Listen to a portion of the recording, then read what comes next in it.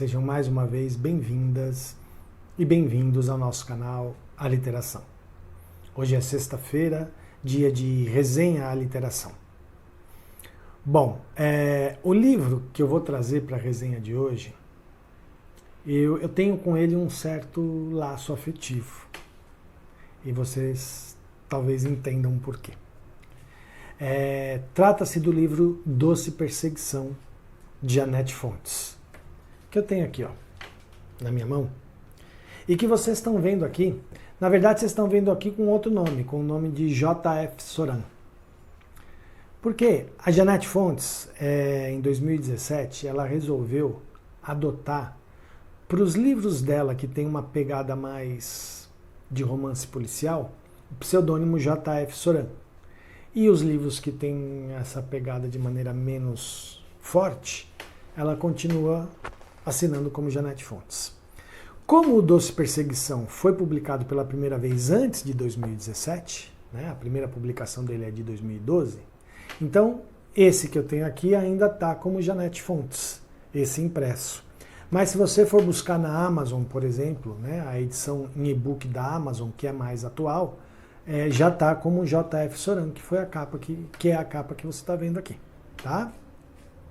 Bom, a Janete Fontes nasceu em Triunfo, no estado de Pernambuco, mas veio para São Paulo bebezinha, com 6 meses de idade, e viveu aqui em São Paulo a vida dela inteirinha. Então ela é, na verdade, uma pernambucana paulista, né?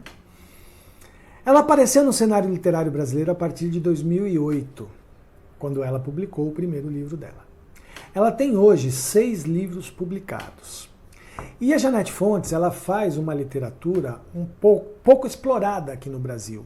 Não enquanto gênero, porque o gênero que ela escreve normalmente é bastante explorado, é bastante conhecido. Mas a maneira como ela explora esse gênero é que é muito peculiar. Estou falando do romance policial ou romance de mistério, né? Então, o romance policial realmente ele tem bastante adeptos aqui no Brasil, né? Não só os autores mais canônicos, como Agatha Christie, Arthur Conan Doyle, enfim, esses autores mais famosos, estrangeiros, né, de romance policial, mas tem até autores brasileiros que escrevem romances policiais.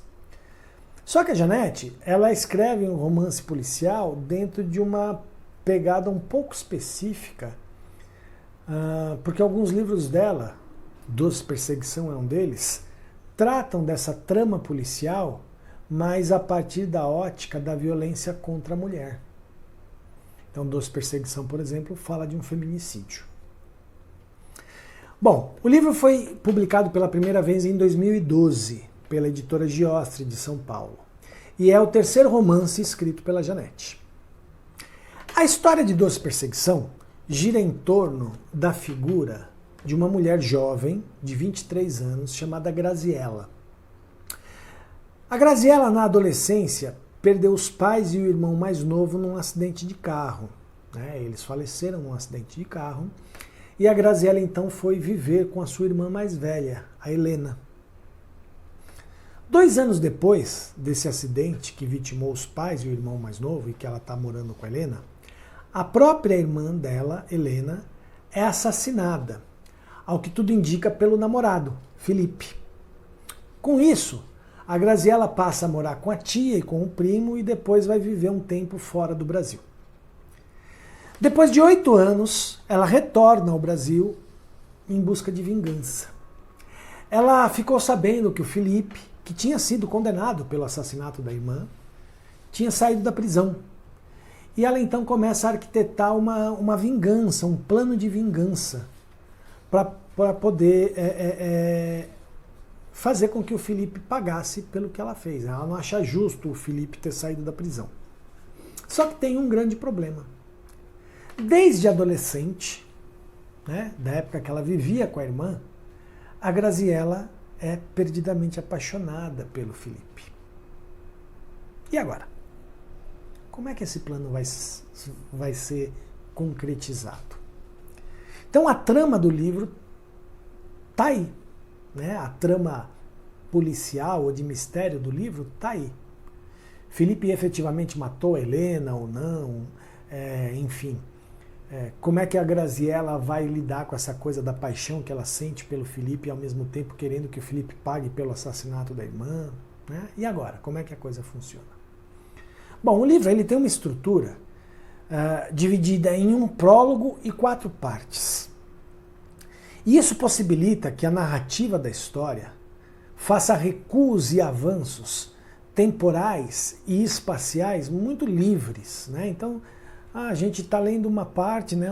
Uma das partes, depois a outra parte é 8 anos depois volta para 5 anos antes, enfim, sai de um lugar e vai para outro. Quer dizer, essa estrutura permite essa liberdade de saltos temporais e espaciais e acabam dando à história uma dinâmica muito gostosa, porque a gente consegue acompanhar com a nossa imaginação esses saltos e a narrativa acaba criando na nossa imaginação um mosaico de imagens muito ricas. Muito gostoso, né? É muito lúdico essa estrutura de saltos e avanços e recursos temporais e espaciais. Porém, de maneira paradoxal até, a gente consegue perceber na narrativa do livro um rigor muito grande na hora de lidar com dados da realidade. Isso é uma característica da obra da Janete, porque ela sempre faz questão em cada livro de fazer uma pesquisa profunda sobre o tema que ela vai abordar no livro, para que a obra não crie nenhum ambiente inverossímil, né? Então ela gosta dessa coisa de pesquisar dados da realidade, então números de feminicídio, enfim, tudo. E esses dados eles são colocados de maneira às vezes sutil, às vezes bem explícita na narrativa da história, para que a história ganhe verossimilhança. Bom, a gente acaba sendo envolvido, né, no redemoinho que vira a vida da Graziella nessa sua tentativa de vingança. E o gostoso desse envolvimento, né, na história, eu falo gostoso enquanto leitor, né, porque não são sentimentos, nem sempre são sentimentos muito bons, né? Mas o gostoso enquanto leitor é que a gente se envolve nisso porque a gente consegue sentir a autenticidade dos sentimentos que as personagens têm, né? A gente começa a ver esses personagens, os sentimentos desses personagens, com um realismo muito forte, né?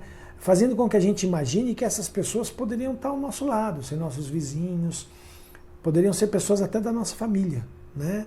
Então a gente consegue reconhecer a autenticidade dessas pessoas.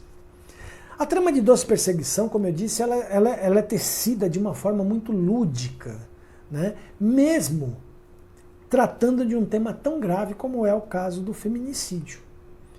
Então nós somos colocados na história, a gente sente a seriedade da temática, dessa coisa do feminicídio, mas ao mesmo tempo a gente é envolvido por essa estrutura quase lúdica da história, fazendo com que a história seja séria, seja densa, mas não nos traga nenhum tipo de angústia, né? A gente consegue sair, não leve, mas a gente consegue sair mais tranquilo da leitura, mesmo sendo tocado pela seriedade da temática.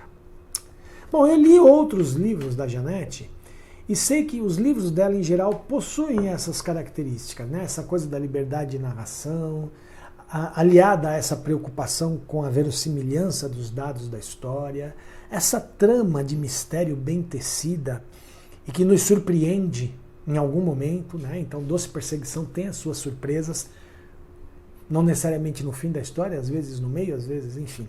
Em algum momento a história vai nos surpreender, né? E essa narrativa com uma fluência grande, né, que torna a leitura dos livros da Janete uma leitura, entre aspas, fácil no sentido de prazerosa, de que a gente consegue se envolver facilmente, né? É um livro que, apesar de não muito pequeno, eu devo ter lido em 2 dias, porque você se envolve com a trama da história, né? Só que Doce Perseguição tem um elemento a mais que eu acho incrível. Eu acho incrível. Ele traz uma carga erótica sem nenhum tipo de disfarce, sem nenhum tipo de meias palavras, né? O livro tem cenas eróticas. Só que é um erotismo que é muito delicado, muito poético, né? Ele não tem nenhum aspecto de vulgaridade, nem de esvaziamento do sexo. São verdadeiras... Eu acho que as cenas eróticas do livro são verdadeiras pinturas de paixão, de emoção, realmente muito bonitas, muito poéticas, mesmo com a carga erótica. Aliás, não é mesmo, é especificamente porque eles têm uma carga erótica muito bem delineada e bem desenhada pela autora, é que elas são essas verdadeiras pinturas poéticas de emoção. Então vale muito a pena ler esse livro, Doce Perseguição, de Janete Fontes ou de J.F. Soran, dependendo da edição que você pegar, tá? O livro está disponível aí em e-book pela Amazon, eu aconselho, muito legal de ler, e espero que vocês tenham gostado dessa resenha. Na semana que vem a gente vem com a resenha de um outro livro, surpreendendo aí, vamos ver o que a gente vai reservar para a semana que vem, tá bom? Curtam o vídeo, enfim, sigam o nosso blog, nossas redes sociais, se inscrevam no canal, compartilhem, ajudem a gente a ampliar mais aí o nosso trabalho, tá bom? Valeu, gente. Tchau, até semana que vem.